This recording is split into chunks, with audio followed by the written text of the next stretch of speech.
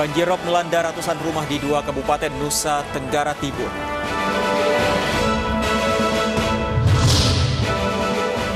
Sejumlah penghuni apartemen Taman Sari terjebak di lantai atas saat kebakaran melanda.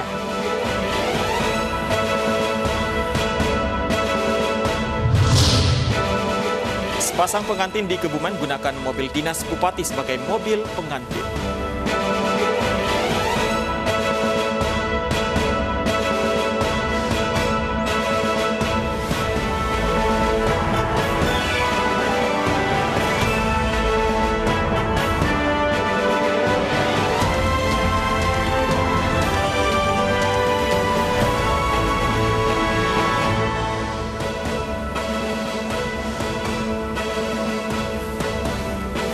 Halo, selamat siang pemirsa. Saya Fandi Hasib kembali hadir memperbarui informasi ada dalam Ayus Siang akhir pekan hari ini. Selain 3 informasi tadi, kami juga telah menyiapkan beragam informasi menarik lain yang sayang untuk Anda lewatkan. Dan seperti biasa, informasi pertama ada rekan saya Loviana Dian. Lovi, ada informasi apa lagi di akhir pekan hari ini?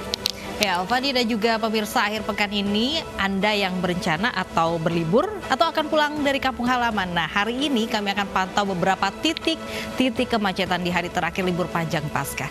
Pastikan perjalanan Anda lancar karena semuanya informasinya akan kami rangkum dalam Ayus Siang selengkapnya.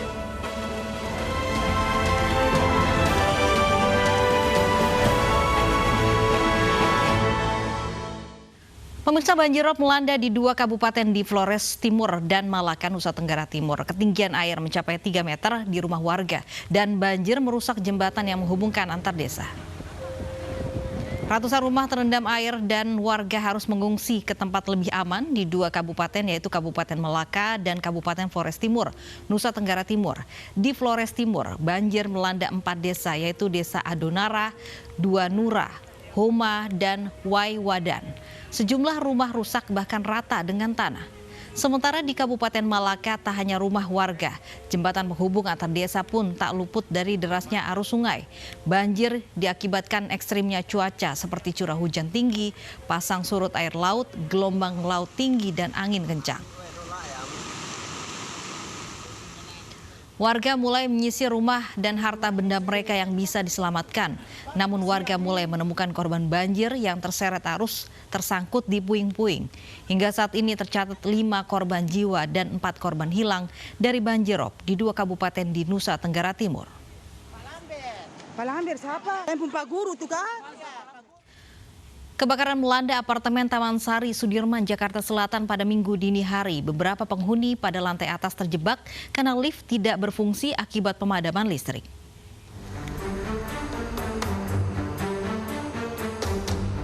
Sejumlah penghuni apartemen Taman Sari, Sudirman, Jakarta Selatan terjebak di lantai atas apartemen saat kebakaran melanda pada Minggu dini hari. Penghuni terjebak di unit mereka akibat lift tidak berfungsi. Mereka berupaya meminta bantuan petugas damkar dengan mengayunkan penerangan dari telepon seluler. Kebakaran terjadi pada trafo basement apartemen hingga menyebabkan aliran listrik terputus. Puluhan mobil pemadam kebakaran diturunkan untuk memadamkan api. 4.14 gitu teman saya telepon, bilang apartemennya kebakaran, terus dia masih ketrap di dalam dan nggak bisa lewat tangga lagi karena udah asap semua. Jadi saya kesini sih nungguin dia keluar. Selain memadamkan kobaran api, petugas juga mengevakuasi penghuni dari apartemen tersebut. Dari Jakarta, Dan Helmisa Jambati, iNews melaporkan.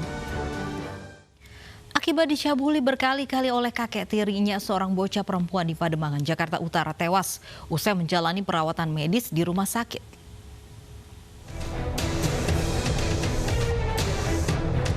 KO, bocah 7 tahun yang tinggal bersama kakek nenek tirinya di Pademangan Timur, Jakarta Utara, meninggal dunia di Rumah Sakit Persahabatan, Jakarta Timur. Sebelumnya, kondisi kesehatan KO terus menurun usai mengeluh sakit saat buang air kecil. Di rumah sakit terungkap ada luka tak wajar di kemaluan korban akibat perbuatan bejat TS, sang kakek. Paman korban yang tidak terima dengan perbuatan bejat TS melaporkan peristiwa ini ke Polres Metro Jakarta Utara.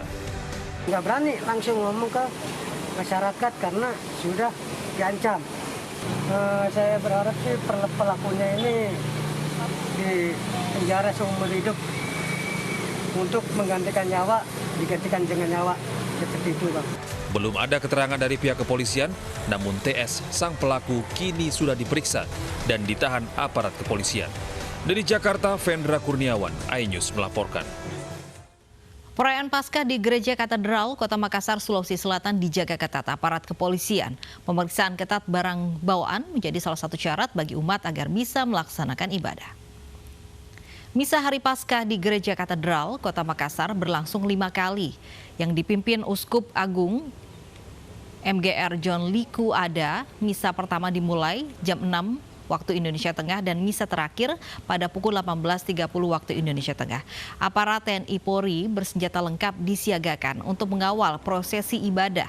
Selain itu, mobil Barakuda Brimob Polda Sulsel dan mobil taktis TNI juga disiagakan di lokasi. Kapolri Listio Sigit meninjau langsung ibadah pada malam Paskah di Gereja Katedral. Kapolri memastikan perayaan Paskah di seluruh wilayah berlangsung aman, mulai dari Kamis Putih hingga Sabtu malam. Meski demikian, Kapolri tetap meminta personil tetap siaga mengamankan dan memastikan kondisi aman. Paskah seluruhnya berjalan, jadi tidak ada yang terganggu oleh kejadian yang terjadi di Makassar. Oleh karena itu, dalam kesempatan ini tentunya sekali lagi kami sampaikan kepada seluruh umat Kristiani dan Katolik, silahkan untuk melaksanakan ibadah dengan khusyuk, dan kami dari TNI Polri akan melaksanakan kegiatan pengamanan sampai seluruh rangkaian kegiatan ibadah. Dan bagaimana suasana misa Paskah hari ini dan bagaimana pula penjagaannya di beberapa titik lokasi kita akan pantau. Ya, ada rekan-rekan kami di 2 tempat, di Makassar dan juga di Jakarta. Ada rekan kami Nana Jamal di Gereja Katedral Makassar, Sulawesi Selatan, dan juga di Gereja Katedral Jakarta ada Pak Yu Pradana. Kita ke Jakarta terlebih dulu, ada Pak Yu. Pak Yu, bagaimana situasi misa Paskah di siang hari ini?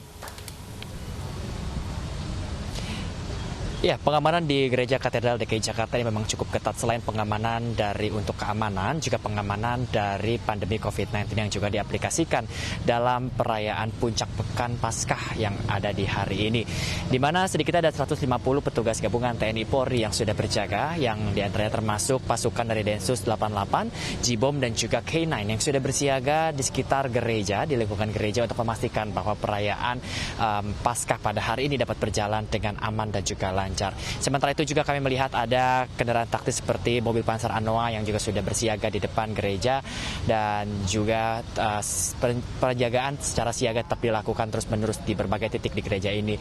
Dan sementara itu juga para umat gereja yang diperbolehkan untuk beribadah secara langsung ini hanyalah umat dari paroki Gereja Katedral saja. Ini juga terkait adanya penjagaan pengamanan dari penularan COVID-19, di mana umat paroki Gereja Katedral ini juga diharuskan untuk mengisi terlebih dahulu dari website untuk dengan berbagai prosedur yang ada. Setelah mengisi, nantinya mereka hanya bisa masuk dari satu pintu saja, yaitu pintu yang ada di belakang kami, di belakang ini, dan juga nanti mereka diwajibkan untuk mencuci tangan mereka terlebih dahulu dan lain halnya. Sementara itu juga selain satu pintu yang diberlakukan, juga adanya akses yang digunakan oleh para umat gereja yang ingin melakukan misa pada hari ini juga cukup dibatasi, diantaranya dengan menggunakan Masjid Istiqlal sebagai tempat parkir, lalu kemudian nantinya bisa masuk ke gereja. Cukup aman pelaksanaan misa Paskah di Jakarta. Bagaimana dengan di Makassar? Sudah ada rekan Nana dengan informasinya, silakan Nana dengan laporan Anda.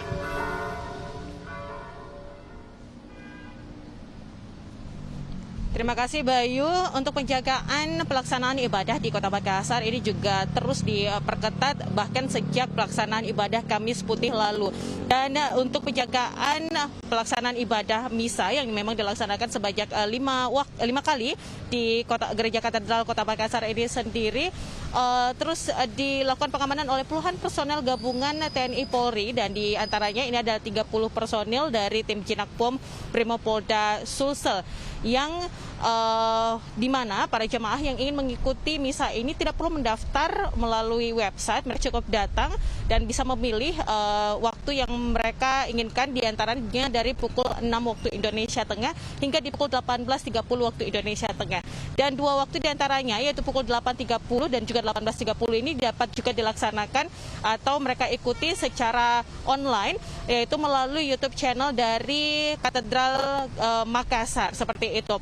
Dan untuk penjagaan ini sendiri dilakukan secara buka tutup yang bisa mereka lewati di Jalan MH Tamrin atau di pintu samping sebelah kanan dari Gereja Katedral Makassar. Para jemaat diharapkan tentunya untuk dapat melalui jalur tersebut secara tertib karena akan dilakukan pemeriksaan dengan menggunakan metal detektor. Dan tentunya ini tetap melalui dengan protokol kesehatan. Demikian. Baik, terima kasih Nana Jamal melaporkan langsung dari Makassar. Sebelumnya ada Bayu Pradana langsung dari Gereja Katedral Jakarta. Mengisi hari libur Paskah dengan berwisata, kawasan Lembang, Bandung dipadati pengunjung. Kami hadirkan informasinya sesaat lagi.